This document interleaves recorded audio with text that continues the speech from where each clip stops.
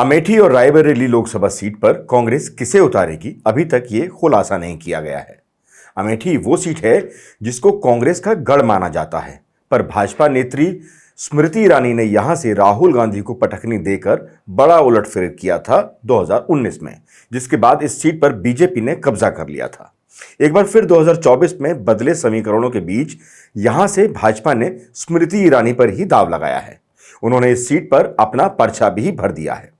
दूसरी तरफ उनके खिलाफ कौन प्रत्याशी होगा कांग्रेस से, इसका फैसला अभी तक हुआ नहीं है। अमेठी पर हो रहे सर्वे में लगातार एक बात सामने आ रही है कि कांग्रेस समर्थक चाहते हैं कि यहां से राहुल गांधी को दोबारा चुनाव लड़ना चाहिए, लेकिन इस बार इस सीट पर कांग्रेस स्मृति ईरानी को चौंका सकती है। प्रियंका गांधी के पति रॉबर्ट वाड्रा भी यहां से चुनाव लड़ने की इच्छा पहले ही जता चुके हैं।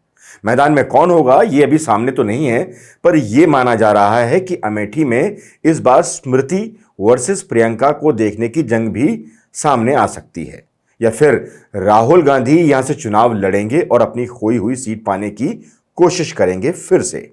इन तीन नाम में से कोई भी एक हो या फिर इससे भी अलग, मगर कांग्रेस के उम्मीदवार से स्मृति ईरानी चौंक जरूर सकती हैं, क्योंकि आने वाले वक्त में कांग्रेस क्या फैसला लेगी ये अभी तक किसी के सामने आया नहीं है। कई रिपोर्ट्स कहती हैं कि कांग्रेस पार्टी राहुल को यहां से चुनाव मैदान में नहीं उतारने वाली, बल्कि उनके लिए उत्तर प्रदेश की दूसरी सीट चुनी जा सकती है। रिपोर्ट्स की माने तो राहुल गांधी को अमेठी से नहीं बल्कि रायबरेली से चुनाव लड़ाया जा सकता है। राहुल गांधी 2004 से 2019 तक अमेठी से लोकसभा सदस्य रहे हैं। वर्ष 2019 के लोकसभा चुनाव में भारतीय जनता पार्टी की उम्मीदवार और केंद्रीय मंत्री स्मृति ईरानी से उन्हें हार का सामना करना पड़ा था। 2024 में राहुल गांधी केरल के वायनाड से लोकसभा चुनाव पहले ही लड़ चुके हैं, जहां वोटिंग भी हो चुकी है। अब पार्टी राहुल गांधी को दूसरी सीट रायबरेली से चुनाव लड़ाकर उत्तर प्रदेश में कांग्रेस को और मजबूत करना चाहती है। अगर राहुल यहां से चुनाव लड़ते हैं तो निश्चित है कि इसका असर आसपास की तमाम सीटों पर भी देखने को मिल सकता है। कांग्रेस की पूर्व अध्यक्ष सोनिया गांधी इस बार रायबरेली से चुनाव नहीं लड़ने का फैसला पहले ही कर चुकी हैं और वे राजस्थान से राज्यसभा के लिए निर्वाचित भी हो चुकी हैं। उन्होंने 2 दशक तक इस क्षेत्र का प्रतिनिधित्व किया है। ऐसे में संभावना जताई जा रही है कि प्रियंका गांधी इस सीट से चुनाव लड़ सकती हैं। लेकिन अब इस खबर के बाद ये सवाल उठने लगे हैं कि अगर राहुल यहां से चुनाव लड़ते हैं तो फिर प्रियंका गांधी कहां से चुनाव लड़ेंगी। असल में कुछ और भी होने की संभावना जताई जा रही है, जिससे इनकार नहीं किया जा सकता, जिसके हिसाब से कांग्रेस राहुल को रायबरेली और प्रियंका को अमेठी से चुनाव मैदान में उतारकर 2 तीर एक ही कमान से चलाना चाहती है। क्योंकि अगर राहुल रायबरेली से चुनाव लड़ते हैं तो इस सीट पर उनकी जीत की संभावनाएं अधिक हैं, और दूसरी तरफ अमेठी से प्रियंका गांधी को स्मृति के सामने खड़ा कर मुकाबला महिला वर्सेस महिला कर दिलचस्प बनाया जा सकता है। अमेठी में राहुल की हार और स्मृति की जीत के बाद भी गांधी परिवार के वर्चस्व को नकारा नहीं जा सकता। ऐसे में प्रियंका को मैदान में उतारकर स्मृति को अमेठी से बाहर करने की चाल भी कांग्रेस चल सकती है। अमेठी में 5वें चरण के लिए 20 मई को मतदान होगा। कांग्रेस अध्यक्ष मल्लिकार्जुन खड़गे ने अमेठी और रायबरेली लोकसभा सीट से पार्टी के संभावित उम्मीदवारों के बारे में पूछे जाने पर कहा कि आपको कुछ दिन और इंतजार करना होगा।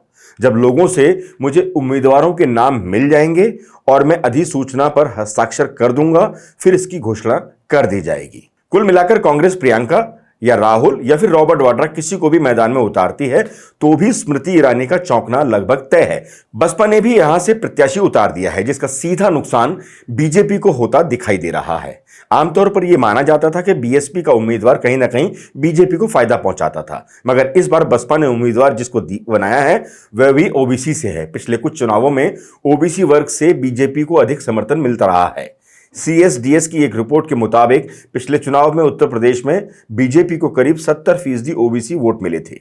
कुर्मी और कोरी वर्ग के 80% वोटर्स ने बीजेपी को वोट दिया था। ऐसे में बसपा का इसी ओबीसी कोरी वर्ग से उम्मीदवार उतारना स्मृति ईरानी के लिए मुश्किलें खड़ी कर सकता है। साल 2019 के चुनाव में बसपा सपा के साथ गठबंधन कर चुनाव मैदान में उतरी थी। सपा बसपा गठबंधन ने अमेठी में राहुल के समर्थन में ऐलान किया था।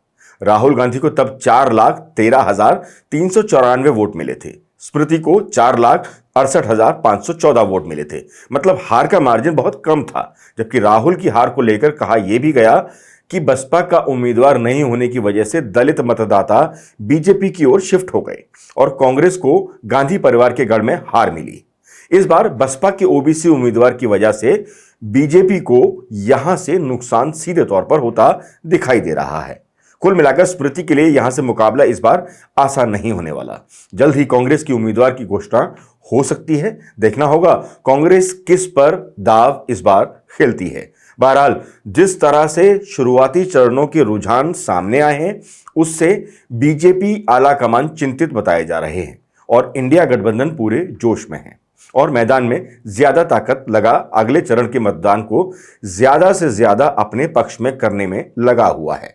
मगर सच यह भी है कि जब 4 जून को वोटों का पिटारा खुलेगा तभी तस्वीर सामने आएगी कि जनता ने क्या अब तक किया है, किसको झटका दिया है और किसको अपने सर माथे पर चढ़ाया है।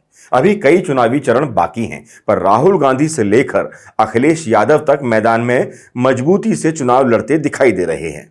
आप सभी दर्शकों से एक विशेष अपील के साथ हम इस वीडियो को समाप्त करने जा रहे हैं। अपने वोट का इस्तेमाल जरूर करें और देश को मजबूत लोकतंत्र देने में अपनी अहम भूमिका निभाएं। जय हिंद।